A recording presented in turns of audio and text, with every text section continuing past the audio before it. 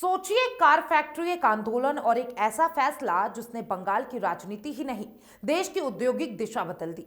हम बात कर रहे हैं सिंगूर की, वही सिंगूर जहां टाटा की नैनो आई, विवादों में फंसी और फिर गुजरात चली गई। और वही सिंगूर जिसने ममता बनर्जी को सत्ता तक पहुंचाया। अब सालों बाद प्रधानमंत्री नरेंद्र मोदी उसी सिंगूर में पहुंच रहे हैं। सवाल बड़ा है, क्या सिंगूर एक बार फिर बंगाल की सियासत का गेम चेंजर बनने जा रहा है? देखिए, साल 2006 पश्चिम बंगाल में विधानसभा चुनाव था। लेफ्ट फ्रंट 7वीं बार भारी बहुमत से सत्ता में लौटा। बुद्धिदेव भट्टाचार्य मुख्यमंत्री बने। सरकार का फोकस साफ था, उद्योग लाओ, रोजगार दो। इसी विजन के तहत 18 मई 2006 को रतन टाटा ने ऐलान किया कि हुगली जिले के सिंगूर में टाटा मोटर्स की नैनो कार फैक्ट्री लगेगी। करीब 1000 एकड़ जमीन दी जाएगी। उस वक्त इसे बंगाल के औद्योगिक भविष्य की शुरुआत माना गया। लेकिन कहानी यही नहीं रुकी। सिंगूर की जमीन उपजाऊ खेती की जमीन थी। जमीन अधिग्रहण शुरू हुआ और विरोध भी। किसान सड़कों पर आए, छोटे राजनीतिक दल मैदान में उतरे और फिर इस आंदोलन की कमान संभाली उस वक्त की विपक्ष नेता ममता बनर्जी ने।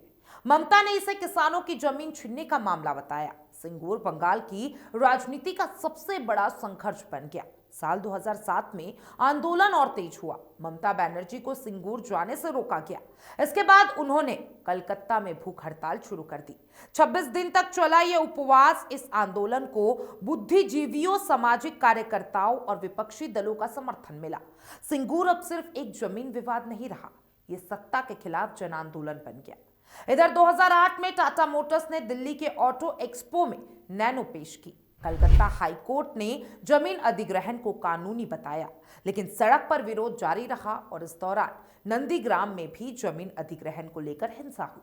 संदेश साफ था, बंगाल में उद्योग लगाना आसान नहीं है। निवेशकों को भरोसा डगमगाने लगा। 3 अक्टूबर 2008 एक ऐलान और इतिहास बदल गया। रतन टाटा ने प्रेस कॉन्फ्रेंस कर कहा, नैनो बंगाल में नहीं, सिंगूर से टाटा की विदाई हो गई। और ठीक 4 दिन बाद घोषणा हुई कि नैनो फैक्ट्री गुजरात के सानंद में बनेगी। उस वक्त गुजरात के मुख्यमंत्री थे नरेंद्र मोदी। बाद में नरेंद्र मोदी ने बताया कि उन्होंने रतन टाटा को सिर्फ ₹1 का SMS भेजा था। मैसेज में एक ही शब्द था, वेलकम। मोदी ने कहा, आपने देखा ₹1 का SMS क्या कर सकता है। 2010 में सानंद प्लांट से पहली नैनो कार बाहर आई। इसके बाद बंगाल की राजनीति में बड़ा बदलाव आया। 2011 के विधानसभा चुनाव में ममता बनर्जी ने लेफ्ट को सत्ता से बाहर कर दिया। ममता मुख्यमंत्री बनी। सिंगूर आंदोलन उनकी राजनीति पहचान बन गया। किसान, जमीन और संघर्ष, यही उनकी ताकत बन गई।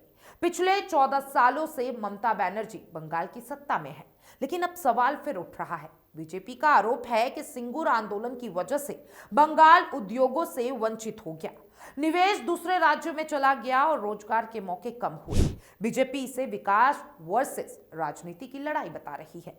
अब विधानसभा चुनाव से पहले प्रधानमंत्री नरेंद्र मोदी सिंगूर पहुंच रहे हैं। करीब 830 करोड़ रुपए की विकास परियोजना का शिलान्यास होगा, लेकिन असली संदेश राजनीतिक है। पीएम मोदी उसी जमीन पर खड़े होकर भाषण देंगे जहां से नैनो को जाना पड़ा था। बीजेपी इसे बदलाव का प्रतीक बता रही है। वहीं तृणमूल कांग्रेस का जवाब भी तैयार है। पार्टी कहती है कि ममता बनर्जी ने किसानों की जमीन बचाई। अगर सिंगूर में फैक्ट्री लगती तो किसान उजड़ जाते। टीएमसी के लिए सिंगूर आज भी सम्मान और संघर्ष का प्रतीक है। आज सिंगूर सिर्फ एक जगह नहीं है, सिंगूर एक कहानी है, उद्योग की, आंदोलन की और सत्ता की।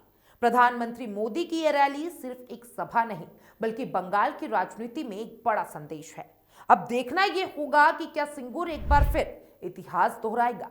क्या यह चुनावी जंग का सबसे बड़ा मुद्दा बनेगा, या फिर ममता बनर्जी सिंगूर को अपनी सबसे बड़ी ताकत में बदल देगी। बंगाल की सियासत एक बार फिर उसी मोड़ पर खड़ी है जहां से इतिहास बदला था।